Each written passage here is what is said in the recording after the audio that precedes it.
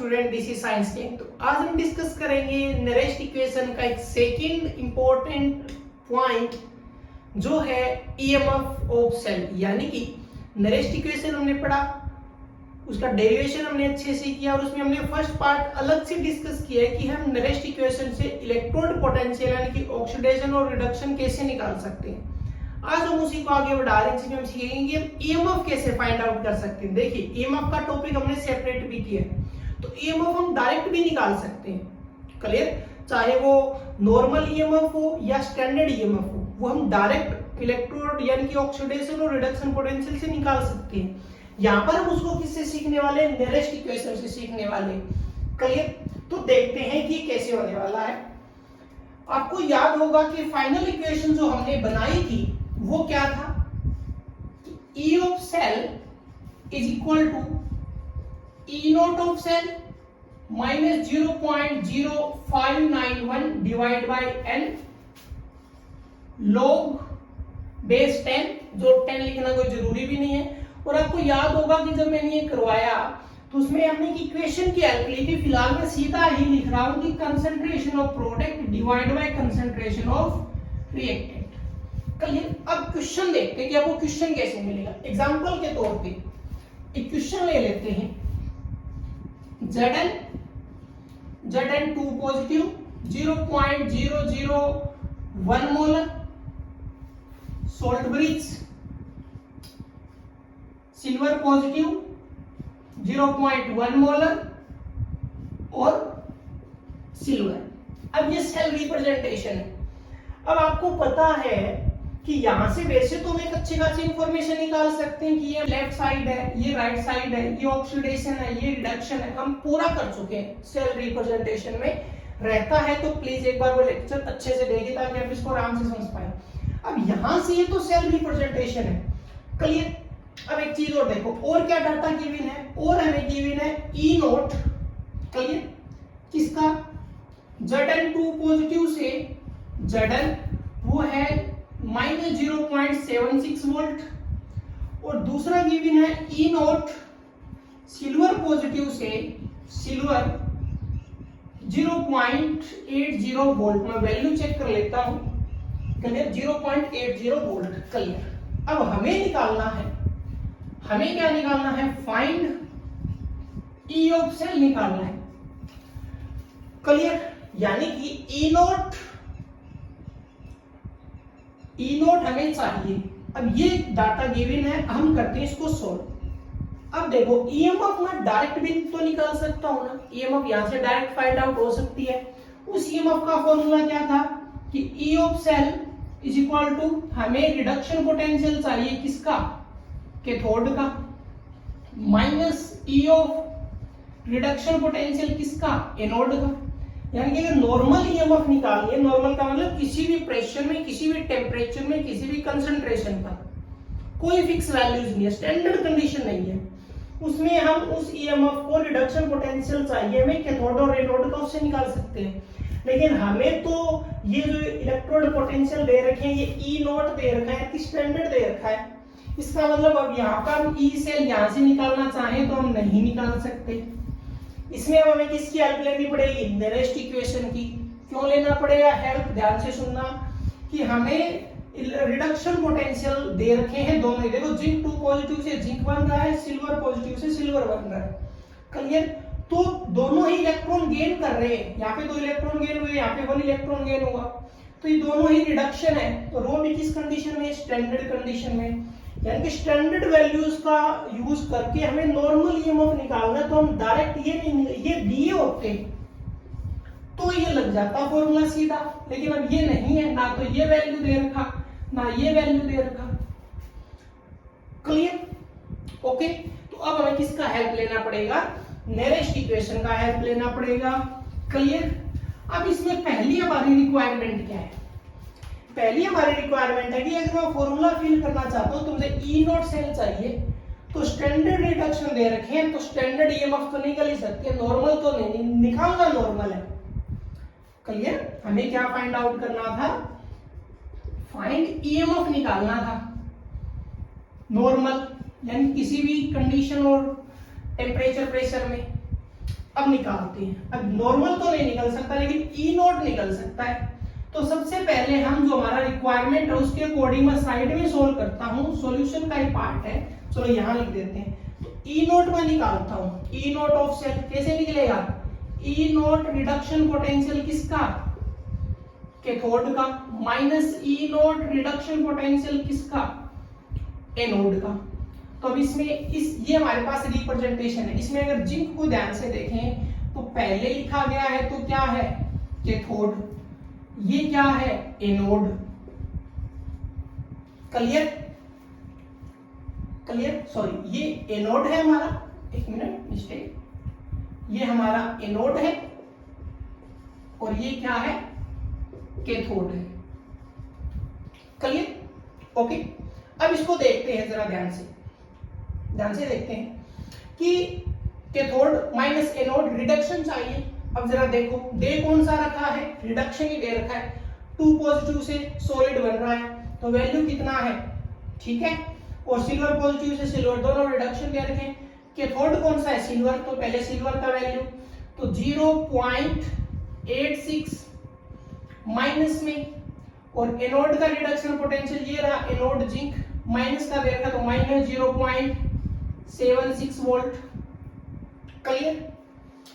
आगे देखिए, minus minus plus दोनों ऐड हो जाएंगे तो 0.86 में 0.76 अगर ऐड होगा तो ये कितना हो जाएगा टोटल? एक मिनट, 80 है ये, तो 8 और 7 ये 15 हो गया, तो ये 1.56 वोल्ट आ गया। ये हमने निकाल दिया ईएमएफ। और ये कौन सा आ गया? स्टैंडर्ड ईएमएफ आ गया, ई नोट ऑफ सेल। तो इसको मैं यहां लिख देता हूं, ये आ गया हमारा ई नोट ऑफ सेल जो हमने निकाल दिया 1.56 वोल्ट। लेकिन हमें तो नॉर्मल ईएमएफ निकालना है। क्लियर? अब नेरेस्ट इक्वेशन अप्लाई करते हैं। अब इस इक्वेशन में और देखो आपको और क्या चाहिए। इसमें एक चीज और देखो जरा, अब हमें प्रोडक्ट और रिएक्टेंट की कंसंट्रेशन चाहिए तो हमें यहाँ पे बनानी पड़ेगी इक्वेशन। क्या बनानी पड़ेगी? इक्वेशन, जो मैंने आपको बनाना सिखाया है। जब जिन्होंने डायरेक्ट ये देख रहे हैं लेक्चर तो उसके लिए थोड़ा सा हम दोबारा सोल्व करते हैं। कैसे कि पहले बात किसकी की जाती है? हमेशा एनोड की। एनोड कौन है? एनोड में कौन क्या होता है? ऑक्सीडेशन। ऑक्सीडेशन किसका होगा? जिंक का। कैसे कि जिंक है वो 2 इलेक्ट्रॉन रिलीज करेगा, 2 इलेक्ट्रॉन, और तो प्लस में 2 इलेक्ट्रॉन आ गया। उसके बाद बात किसकी होती है? हमेशा कैथोड की। कैथोड में क्या होता है? रिडक्शन। रिडक्शन किसका होगा? यहाँ पे देखो, ये मेन है हमारे लिए, ये तो इसका ऑक्सीडेशन हुआ, 2 इलेक्ट्रॉन रिलीज किए। यहाँ पे 1 इलेक्ट्रॉन गेन कर रहा है, सिल्वर पॉजिटिव था और क्या कर रहा है? 1 इलेक्ट्रॉन गेन कर रहा है और क्या बना रहा है? Silver solid. अब दोनों को ऐड करते हैं और मैंने क्या कहा कि जब हम ऐड करें तब इलेक्ट्रॉन कट होने चाहिए। तो यहाँ पे तो 2 इलेक्ट्रॉन है, यहाँ पे 1 इलेक्ट्रॉन है, 1 इलेक्ट्रॉन है ना यहाँ पे। तो हमें इस इक्वेशन को किससे मल्टीप्लाई करना पड़ेगा? 2 से। सिखाया गया अच्छे से सेल रिप्रेजेंटेशन का लेक्चर। क्लियर? अब देखो, यानी कि 2 से मल्टीप्लाई होगा तो ये भी 2, ये भी 2, ये भी 2, तो 2 इलेक्ट्रॉन से 2 इलेक्ट्रॉन कट हो जाएगा। यहाँ क्या बचेगा? Zn प्लस में 2Ag पॉजिटिव, आगे क्या बचेगा? Zn2 पॉजिटिव और प्लस में 2Ag। और एक चीज और, ये सिर्फ इक्वेशन से हमें एक चीज और पता चलेगी, हमें n की वैल्यू यहां से फिक्स पता चले कितने इलेक्ट्रॉन का ट्रांसफर है? 2। तो यहां से एक तो हमें इक्वेशन मिल गया और एक हमें क्या मिल गया? n का वैल्यू 2 है यहाँ पे। वो तो चलो हम यहां से भी देख सकते थे। अब यहां से देखो, हमें कंसंट्रेशन के बारे में जानना है, प्रोडक्ट और रिएक्टेंट के बारे में। क्लियर? अब प्रोडक्ट ये रहा, ये प्रोडक्ट और ये क्या है हमारा? रिएक्टेंट। तो रिएक्टेंट और प्रोडक्ट। क्लियर? इक्वेशन आ गई। तो चलो इक्वेशन को हम लिखते हैं। स्टेप्स में चल रहे हैं, आप ये मत सोचना कि इतना स्लो क्यों है, आराम से करते हैं तो आपको थोड़ा सही समझ में आएगा। अब हमारे पास इक्वेशन भी आ गई। इक्वेशन क्या आ गई? Zn प्लस 2Ag पॉजिटिव, आगे क्या था? Zn2 पॉजिटिव प्लस में 2Ag। क्लियर? अब कंसंट्रेशन भी दे रखा है। Zn2 पॉजिटिव का कंसंट्रेशन कितना है? ये रहा, 0.001 को मैं क्या लिख सकता हूं 10 टू पावर -3। सिल्वर का कंसंट्रेशन 0.1, इसको मैं लिख सकता हूं 10 टू पावर -1। क्लियर। सॉलिड का कंसंट्रेशन हमेशा 1 लिया जाता है, ये बात मैं आपको ऑलरेडी सिखा चुका हूं। अब फाइनल पुट करते हैं। ओके, तो ई ऑफ सेल निकालना है। ई नोट ऑफ सेल कितना है? E note of cell, E note of cell ध्यान से देखिए, हमने कितना निकाला है 1.56 माइनस, इसको मैं ओवरऑल ले लेता हूं 0.06 ले लेता हूं, डिवाइड बाय एन का वैल्यू कितना है 2। तो इलेक्ट्रॉन ट्रांसफर हो रहे हैं, 2 हो रहे हैं ना, 2 positive 2 positive. Log concentration of product, अब देखो एक तो मैं पूरा लिखूं, अब प्रोडक्ट में मेरे पास 2 है, Zn2 पॉजिटिव और Ag। आपको पता है इसका कंसंट्रेशन होना तो ये लास्ट में मेरे को 1 ही पुट करना है, तो मैं डायरेक्ट ये सिर्फ एक ले लेता हूं। तो मेरे पास क्या है कंसंट्रेशन ऑफ Zn, या समझा, अगर आप भूल भी जाते हो Zn2 पॉजिटिव तो एक बार मैं और लिख देता हूं, लेकिन यहाँ पे सिल्वर का कोफिशिएंट 2 है तो वो पावर बेस आएगा, इस बात का ध्यान। यहाँ पे कोफिशिएंट 1 है, डिवाइड बाय रिएक्टेंट का कंसंट्रेशन। पहला कंसंट्रेशन किसका है? Zn का। दूसरा कंसंट्रेशन किसका है? Ag पॉजिटिव का, वहां पर भी 2 है तो ये पावर में चला गया। क्लियर? ओके, अब हम इसको इरेज कर देते हैं, अभी इसकी नीड नहीं है। ओके, अब जरा देखिए ध्यान से। अब यहाँ पर सॉलिड कौन कौन है?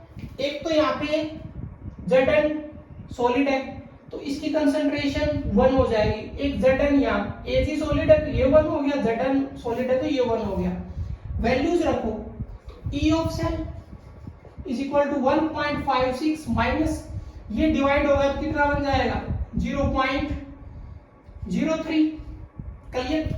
लॉग Zn, या तो अलग सोल्व कर लो, इसी में ले चलो।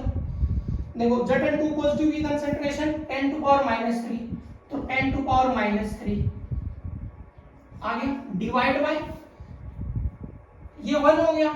Ag का कंसंट्रेशन 10 टू पावर -1, तो ये -1, लेकिन इसका क्या है स्क्वायर, तो ये क्या हो गया स्क्वायर।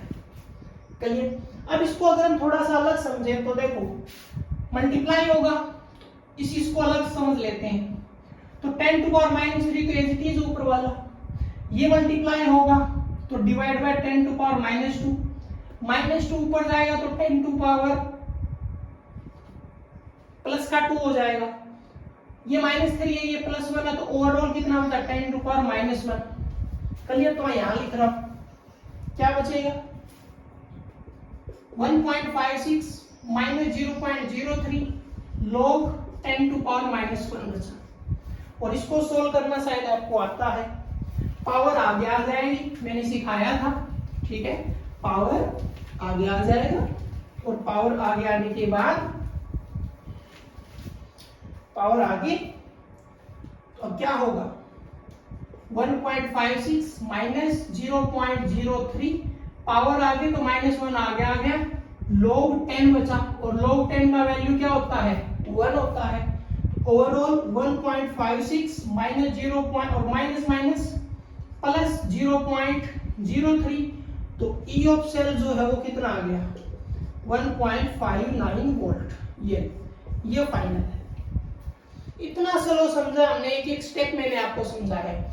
क्लियर? यहाँ पे आपको सेल इक्वेशन जानना जरूरी है आपके लिए, क्योंकि एन का वैल्यू, हालांकि अगर दिमाग चलता है तो जो हाईएस्ट चार्ज है, अब सिल्वर में 1 था, जिंक में 2 था, तो आपको पता है 2 ही लेना पड़ेगा, लेकिन जब हम कंसंट्रेशन लेते हैं तो कोफिशिएंट कितना आएगा वो हमें किससे पता चलेगा? सेल इक्वेशन से। किससे पता चलेगा? सेल इक्वेशन से। क्लियर?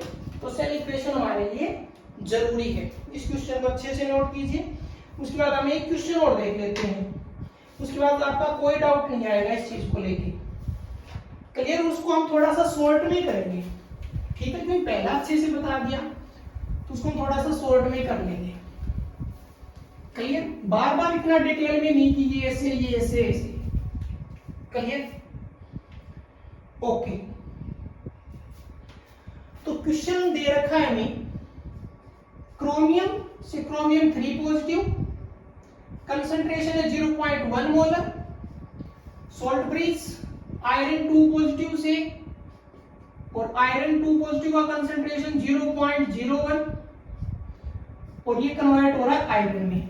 समझ गए होंगे, एनोड है, कैथोड है। और क्या वैल्यूज गिवन है इसमें? आपको गिवन है ई नोट किसका, क्रोमियम 3 पॉजिटिव से क्रोमियम, और ई नोट आयरन 2 पॉजिटिव का आयरन। ये दोनों वैल्यूज हम चेक कर लेते हैं।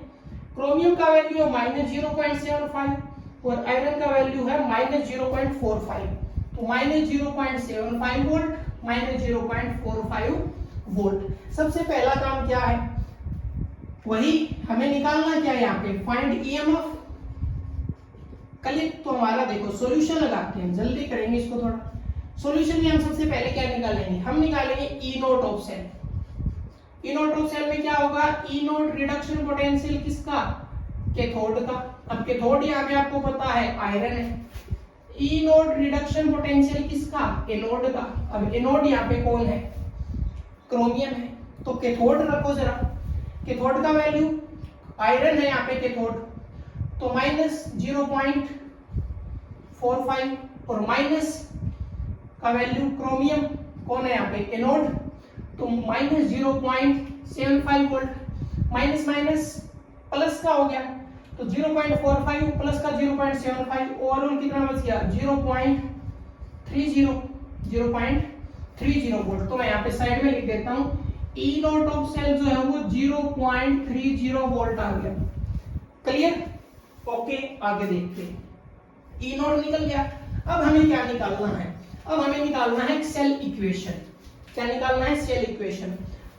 क्लियर, तो सबसे पहले हम हमेशा क्या लिखते हैं, हम लिखते हैं एनोड पे होता है ऑक्सीडेशन किसका हो रहा है, क्रोमियम का। किसमें जा रहा है, क्रोमियम 3 पॉजिटिव में कितने रिलीज हो गए, 3 इलेक्ट्रॉन। अब रिडक्शन किस, कैथोड, कैथोड भी क्या होता है, रिडक्शन। रिडक्शन किसका हो रहा है, आयरन 2 पॉजिटिव का। कितने इलेक्ट्रॉन गेन किए, 2 इलेक्ट्रॉन। किसमें कन्वर्ट हो गया, आयरन सॉलिड में। ऐड करेंगे तो क्या मल्टीप्लाई, इस यहाँ 3 इलेक्ट्रॉन, यहाँ पे 2 इलेक्ट्रॉन, ये किससे मल्टीप्लाई होगा, 2 से। ये किससे होगा, 3 से। तो यहाँ पे 6 इलेक्ट्रॉन, यहाँ पे 6 इलेक्ट्रॉन। अब ये 3 2 से मल्टीप्लाई हुआ है तो 2 क्रोमियम, ये 3 से हुआ है तो 3Fe2 पॉजिटिव। आगे ये 2 से हुआ है तो 2 क्रोमियम 3 पॉजिटिव प्लस में 3Fe। सेल इक्वेशन आ गया। Clear, okay. सेल इक्वेशन आ गया। अब इसको राइट करते हैं, ध्यान से देखें ना, 2 क्रोमियम है। ओके ओके, तो हमारे पास जो इक्वेशन आया है वो क्या आया है, 2 क्रोमियम प्लस में 3Fe2 पॉजिटिव, और ये कन्वर्ट हो रहा है 2 क्रोमियम 3 पॉजिटिव में और प्लस में 3Fe। आ गया, ओके। अब हम रखते हैं, तो E cell is equal to E not कितना है, डायरेक्ट लगते हैं 0 या एक स्टेप बना ही लेते हैं। E note of cell -0.0591 divide by n log base 10। Concentration of product कौन है, पहला प्रोडक्ट है क्रोमियम 3 पॉजिटिव, पावर कितना 2। दूसरा प्रोडक्ट है आयरन, पावर कितना 3, डिवाइड बाई रिएक्टेंट कौन है, पहला रिएक्टेंट है क्रोमियम, पावर कितना है 2। दूसरा रिएक्टेंट कौन है, आयरन 2 पॉजिटिव, पावर कितना है 3। तब यहाँ पे सॉलिड वाले कौन है, क्रोमियम सॉलिड है, आयरन सॉलिड है। तो यहां से ये 1 हो गया, यहां से ये 1 हो गया। क्लियर, अब रखते हैं, E of cell is equal to E note of cell कितना है 0.30 माइनस n का वैल्यू देखो कितना आता है 6 इलेक्ट्रॉन। तो मैं इसको भी राउंड में ले लेता हूं, डिवाइड बाई 6 लॉग क्रोमियम की कंसंट्रेशन 0.1 का मतलब कितना होता है 10 टू पावर -1। तो 10 टू पावर -1 की पावर कितनी है 2, डिवाइड बाई आयरन, आयरन की कंसंट्रेशन 0.01 यानी 10 टू पावर -2। अब -2 की पावर कितनी हो गई यहाँ पे 3। Clear, okay. इसको जरा हम थोड़ा सा अलग सॉल्व कर लेते हैं यहाँ पर। तो ये तो 10 टू पावर -2 हो जाएगा, ये -1 है, ऊपर 2 है तो -2 हो गया। ये नीचे कितना है, -2 के साथ पावर 3 है तो माइनस कितना हो गया 6। माइनस का 6 ऊपर जाएगा तो कितना हो गया प्लस का 6। अब ये +6 है और ये -2 है तो ओवरऑल कितना बचा 10 टू पावर 4 बचा। तो लिखो जरा, E of cell is equal to 0.30, ये डिवाइड होगा तो कितना बचेगा 0.01 log और 10 टू पावर 4। अब log सोल होगा तब क्या होगा 4 तो आ जाएगा आगे, 4 आ जाएगा आगे। ओके, तो जरा देखो E of cell 0.30 minus 0.01 multiply में आ गया 4, पीछे बचा log 10, इसका वैल्यू कितना हो गया 1। तो मल्टीप्लाई करो जरा, तो 0.30 माइनस 0.04, अभी हो जाएगा माइनस, और माइनस होगा तो कितना बचेगा 0.26 वोल्ट। ई ऑफ सेल जो है वो आ गया 0.26। क्लियर, जल्दी नोट कीजिए, आंसर क्या आया 0.26। ओके, तो पहला क्वेश्चन हमने आराम से देख लिया। ध्यान रखें, पहले सेल रिप्रेजेंटेशन दिया होगा, कंसंट्रेशन दी होगी, ई नॉट ऑफ सेल निकालिए, पहला स्टेप। दूसरा स्टेप इक्वेशन फाइंड आउट कीजिए जहां से आपको कंसंट्रेशन में कितने स्क्वायर आने हैं और एन का वैल्यू, और फिर फॉर्मूला पुट कीजिए। क्लियर, ध्यान से, दो क्वेश्चन दोनों ही अच्छे क्वेश्चन हैं। क्लियर, तो ये तो था नेरेस्ट इक्वेशन जिसको हमने 3 पार्ट्स में कर लिया। पहले नेरेस्ट इक्वेशन का डेरिवेशन, फिर सेकंड पार्ट में हमने समझा उससे हम इलेक्ट्रोड पोटेंशियल कैसे निकालते हैं, और थर्ड पार्ट यानी कि उससे हम ईएमएफ कैसे निकालते हैं। तो मिलते हैं नेक्स्ट लेक्चर।